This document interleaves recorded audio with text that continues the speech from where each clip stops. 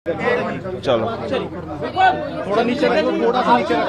हुआ 24 चेहरा दिखाई देगा। समय बीत चुका है, कोई कार्रवाई नहीं हुई, क्या कहना चाहेंगे अभी आप कैसा?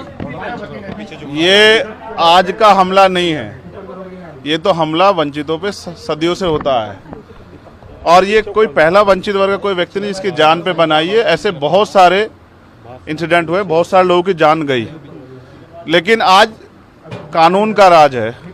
जब मेरे जैसे व्यक्ति के साथ ये हो रहा है तो आम वंचित वर्ग के व्यक्ति के साथ क्या होता है, उत्तर प्रदेश में क्या लॉ एंड ऑर्डर है, इसको हमें समझना चाहिए। और अब तक क्या कार्रवाई, ये 24 घंटे ज़्यादा आपके सामने है। मैं तो मौत और ज़िंदगी के बीच लड़ रहा था, लेकिन अपराधी अभी भी खुलेआम घूम रहे हैं। ये बिना सत्ता के संरक्षण के नहीं हो सकता है। क्या इंटेलिजेंस है पुलिस की, क्या उनके पास इंफॉर्मेशन है, सूत्र उनके बहुत बड़े बड़े हो जाते हैं। अब तक क्यों आरोपी गिरफ्तार नहीं हुए? गाड़ी भी बरामद इसलिए हुई क्योंकि गांव वालों ने बता दिया कि मीरकपुर में कोई गाड़ी खड़ी करके गया है। अब तक लोग नहीं मिले। ये वंचितों का बेटा है, अगर मर भी जाएगा तो क्या फ़र्क पड़ेगा, लोग भूल जाएंगे। ये किसी रानी का बेटा नहीं है, तो अगर उसको कुछ होगा, किसी कमिश्नर साहब से जुड़ा हुआ मामला नहीं है कि 4-5 घंटे में कुत्ता बरामद हो जाएगा। मैं ये मानता हूँ सरकार की घोर लापरवाही है और मुख्यमंत्री का बिल्कुल ना बोलना और बड़े बड़े दावे करना और इस घटना में ना बोलना स्पष्ट करता है कि मुख्यमंत्री सत्ता को संरक्षण दे रहे हैं, अपराधियों को संरक्षण दे रहे हैं और उनके संरक्षण में अपराधी पल रहे हैं। और ये कानून व्यवस्था के लिए, लोगों के कानून के प्रति विश्वास के लिए बड़ा खतरनाक है। अच्छा, हम लोगों ने सीसीटीवी देखा, उसमें दिख रहा है कि पीछे से गाड़ी आके चेस करती है। और क्या कुछ अगर कुछ बता पाएंगे कि आप कहाँ थे, कैसे? देखिए, मैं दिल्ली से लौटा हूँ, मेरे एक साथी की डेथ हुई, मैं थोड़ा सा परेशान था। फिर उस डेथ की सूचना के बाद मुझे आना था देवबंद में। हमारे एक साथी की माताजी की डेथ हो गई थी, उनके यहाँ रस्म पगड़ी का कार्यक्रम था। उनके घर से जैसे मैं निकला,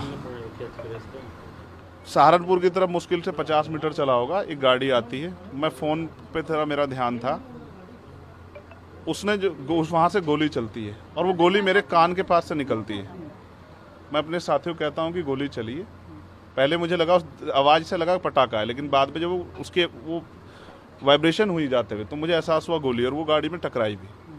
फिर दूसरी गोली जब मुझे लगी, बुलेट जो चीरती हुई लोहे के हिस्से को गाड़ी के, और वो मुझे लगी, तब मुझे एहसास हुआ कि हम घिर गए। फिर तीसरी गोली चली, इसने मेरा आगे वाला शीशा पूरा डैमेज कर दिया।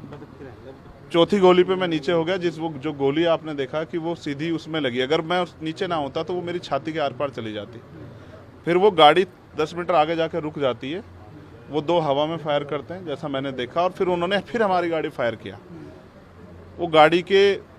वो फायर जो है गाड़ी के नंबर प्लेट पे लगी। मेरा यह मानना है, उनको ऐसा लगा होगा कि हमने जो काम करने आए थे वो कर दिया, अब ये मर गया, शायद जैसा पहले कई घटना में हो। फिर वो शायद सरेंडर करने के मूड में थे, लेकिन जैसे ही मनीष ने गाड़ी को मेरे कहे से यू टर्न लिया, उनको समझ आया कि ये जिंदा है, तब वो वहाँ से भागे।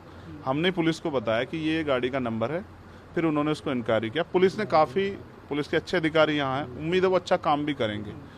लेकिन ये स्पष्ट हुआ कि अपराधियों में कोई डर भय नहीं है। कितने लोग थे? 3 लोग थे। 2 लोग असले से हमला कर रहे थे, एक व्यक्ति गाड़ी चला रहा था। चंद्रशेखर जी, कोई थ्रेट कॉल आया हो आपको इससे पहले, कोई धमकी? पिछले कई सालों से आ रही है। मैं लगातार पुलिस को इंटीमेट भी करता रहता हूँ। मैंने डीजीपी को भी लिखा, गृह मंत्री को भी लिखा, मुख्यमंत्री को भी लिखा, यहाँ के पहले एसएसपी डीएम थे उनको भी लिखा। लेकिन डीएम साहब जो पिछले थे, अखिलेश सिंह जी, उन्होंने साफ मना कर दिया कि चीफ मिनिस्टर नहीं चाहते चंद्रशेखर को सुरक्षा दी जाए। मेरे आज भी याद है ये बात, क्योंकि मैंने एलआईयू के अधिकारी द्वारा पूछा कि भाई मैंने आपको बताया थ्रेट भी है, फिर क्यों नहीं हो रहा है? तो उन्होंने कहा भाई ये सरकार का मामला, सरकार चाहे तो दे सकती। तो मैं चाहता हूँ मुख्यमंत्री इंतजार कर रहे हैं कब चंद्रशेखर मरे, उनका काम आसान हो। लेकिन उनको ये नहीं पता कि गरीबों की, कमजोरों की, शोषितों की बात करने वाला चंद्रशेखर इतनी आसानी से उनकी रास्ते में से नहीं हटेगा। अतीक अशरफ के साथ जैसा हुआ वैसा ही कुछ होने वाला था, ऐसा आपको लगता है? अब आप इसका आकलन खुद करें कि क्या हुआ और क्या हो सकता था। एक और बात, मुझे ऐसा लगता है कल की घटना के बाद, इतने बड़े उसके बाद भी अगर मैं सुरक्षित हूँ तो हमारे संतों, गुरुओं, महापुरुषों का आशीर्वाद, हमारी करोड़ों बहनों, माताओं का आशीर्वाद, बुजुर्गों का मेरे पास है। और मैं जो जिम्मेदारी मैं लेके मैदान में आया हूँ, बाबा साहब अम्बेडकर, माननीय काशीराम साहब, सदगुरु रविदास जी का जो बेगमपुरा राज का सपना है, मानवता के राज का सपना है, संविधान को लागू कराने का है, इन वर्गों को अधिकार देने का है, जब तक वो पूरा नहीं होगा मैं कहीं जाने वाला भी नहीं। गाड़ी को मीरपुर में छोड़कर वो अपराधी भाग जाते हैं, तो उसको कुछ और बता रहे हैं कि उसको कहानी कुछ और नया मोड़ देने की कोशिश हो सकता है वो चाहते थे जो गुजरों और दलित समाज में एकता बनी है वो एकता टूट जाए, ये होगा ही नहीं कभी। ठीक है, ये नहीं हो सकता है। पंचायत आप लोग कर रहे हैं अपनी मांगों को लेकर। हमारी लीडरशिप ने ये निर्णय लिया है कि जब 24 घंटे में गिरफ्तारी नहीं हुई तो हमें अपने लोगों को भी जवाब देना है, तो इसलिए शायद उन्होंने 3 तारीख का समय रखा है। मैं उसका हिस्सा बनूंगा। अमेठी के अंदर एक फेसबुक वायरल हुई है पोस्ट जिसमें आपको मारने की वो की गई है, क्षेत्रीय महासभा कई है उसके अलावा। ठीक है, देखिए लोकतंत्र है, उनके अधिकार है, मारे या छोड़े। मैंने कहा ना, मैं पहला थोड़ा ही हूँ जो मारा जा रहा हूँ या जिसको मारने का प्रयास किया, मुझसे पहले बहुत मरे हैं, लेकिन उनको कोई जान नहीं रहा था।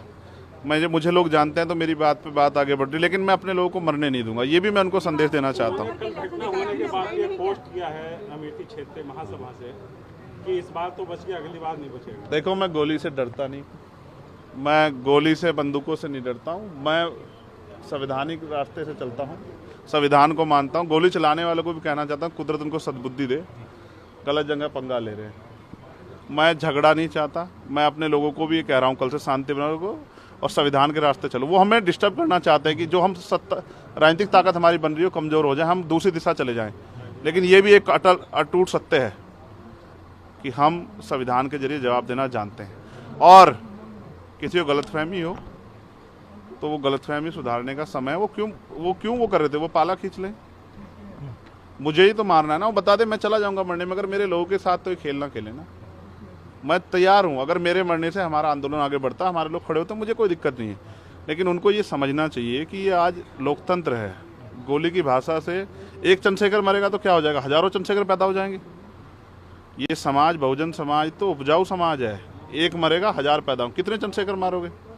और मारो गोलियों में, सत्ता का संरक्षण आपको है, मुख्यमंत्री आपका अपना है, खूब चंद्रशेखर को मारो, हर जिले से चंद्रशेखर पैदा होंगे। पहली घटना लेकिन बाबा साहब अम्बेडकर और माननीय काशीराम साहब को सपना पूरा करे बगैर संविधान को लागू करवाए हम लोग जाएंगे नहीं। चंद्रशेखर भाई, पहली घटना आपके साथ मुजफ्फरनगर में हुई, दूसरी अब देवबंद में, क्या लगता है कि आसपास का क्षेत्र उससे पहले बुलंदशहर में? अगर पहली घटना पे ठोस कार्रवाई हो जाती तो अपराधियों के हौसले कमजोर होते। लेकिन मैंने कहा ना कि एक रानी का नहीं, एक प्राइमरी स्कूल के हेडमास्टर का बेटा है, एक गरीब माँ का बेटा है, तो मर जाए क्या फर्क पड़ा, किसी को क्या फर्क पड़ता है? उनका रास्ते कांटा आसान से निकल रहा है, तो इसलिए उनको लगा कोई वो नहीं। लेकिन जनता समझ रही है, मेरे एक एक खून का जवाब मेरे लोग जो है ना मुझे संरक्षण दे के लेंगे, और वो सबक सिखाएंगे इस भारतीय जनता पार्टी की सरकार को, जिसके अब संरक्षण में गुंडे पल रहे हैं। एक आखिरी सवाल है, क्या ये पॉलिटिकल अटैक था आपको लगता है? पुलिस जांच कर रही है कि मेरे मरने से किसको फायदा हो सकता है, कौन मुझे चाहता मैं मर जाऊं। पुलिस जांच कर रही है, मुझे उम्मीद है पुलिस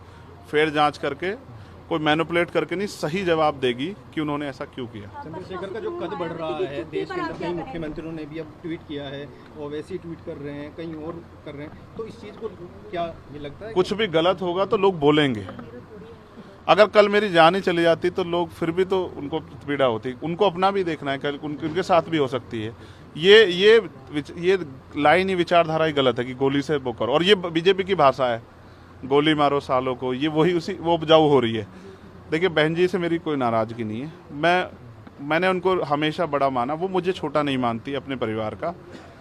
उनको ये घटना छोटी लगी, शायद अगर मैं मर भी जाता शायद उनको इस पर कोई शायद बुरा नहीं लगता, मुझे उनसे कोई दुख नहीं है।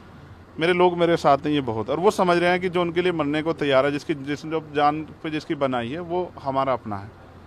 मेरे लोग मेरे साथ खड़े होंगे, मैं इस लड़ाई को लड़ता रहूँगा। लगभग सभी दलों के लोग आपसे मिलने आए हैं, कैसा कुछ देखते हैं, क्या नहीं, मैं उनका धन्यवाद करता हूँ। नहीं, मैं कह रहा हूँ, बस सबका धन्यवाद करता हूँ, मगर ये है, मैं ये प्रयास करूँगा कि भविष्य में ऐसा किसी के साथ ना हो, इसलिए लॉ एंड ऑर्डर के कानून व्यवस्था अच्छी होनी चाहिए, मुख्यमंत्री उस पर ध्यान देना चाहिए। बात चंद्रशेखर की नहीं है, बात इस प्रदेश में हो रही हजारों बहनों के साथ जो अस्मतें लूट रही है, हर महीने रेप हत्याएं हो रही हैं, लोगों की जान जा रही है, ये सब उन पर वो करता है।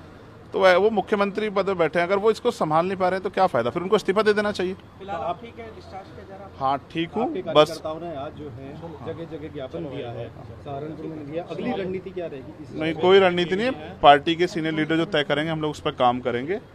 और दूसरा, मेरे पीठ में जहाँ गोली लगी है वहाँ ड्रेसिंग जारी है, पहले से आराम है, बस एक जलन और वो घाव है, जख्म वो तो है ही, तो सांस लेने में दिक्कत थी।